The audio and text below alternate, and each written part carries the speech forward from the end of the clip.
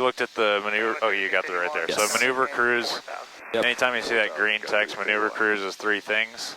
It's 20 or 18 and 23 on manifold pressure and RPM, and fuel pumps on.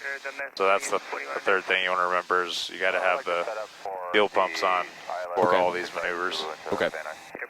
So the point of the VMC demo, turn these guys down.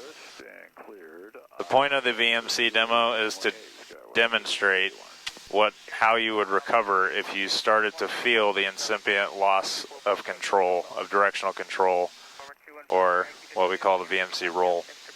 So if you were to put the airplane in a position, you lose your left engine, the critical engine, and you get it too slow, you hit VMC, whether that's red line or based on the conditions, it's lower than red line, whatever speed that is, you start to feel that loss of directional control, which means your rudder is completely bottomed out, and you can no longer maintain directional control. How to recover from that? Okay. We're not going to go anywhere near the red line because even though VMC might be lower than the red line today based on the conditions, we just treat the red line as a hard stop. We don't want to go anywhere near there because if we accidentally get into a VMC roll, it's unrecoverable. Yep.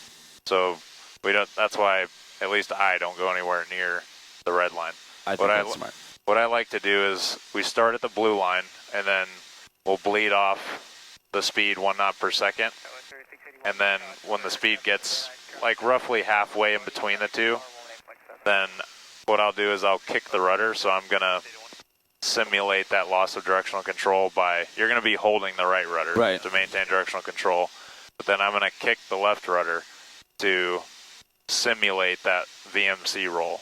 When you feel that, the recovery procedure is the exact opposite of a recovery from a stall. So the nose down is still applicable, but instead of full power, it's power idle. Okay. So power idle all the way very quickly. So as soon as you feel it, grab that throttle, pull it idle, nose forward. Okay.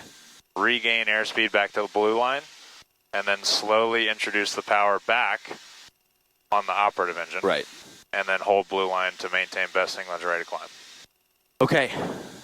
And then at that, so the VMC demo, we're starting it with a failed engine, of course, with a simulated failed engine, or no? Yeah, it's just simulated. Okay.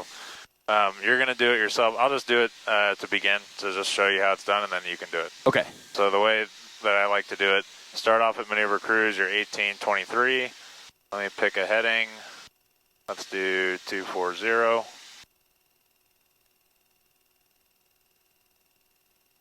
And 4,500 feet. And you want to try and maintain that heading plus or minus 10 knots. So maneuver cruise, start by pulling your throttles back to about 15 inches of manifold pressure. Okay. And then you're going to close the left cow flap preemptively because the engine's going to cool down. Yep. You're going to go props full. And you're going to pull the left engine idle. Now watch when I do this, I'm going to automatically add rudder to maintain directional control. Then I'm going to go right engine full and add rudder as I go to maintain directional control. Yep. See how my heading stays roughly the same? Yeah. And so now we got a full engine, we got idle on the left. I'm going to slow it down to blue line. I'm just pitching up slowly. And I'm using basically full rudder, not completely. Now I'm at blue line. Now I'm going to pitch up 1 knot per second to bleed off the airspeed. And then the DPE should, right about here, kick the rudder. And then I say, okay, I'm losing directional control. Power idle, nose forward.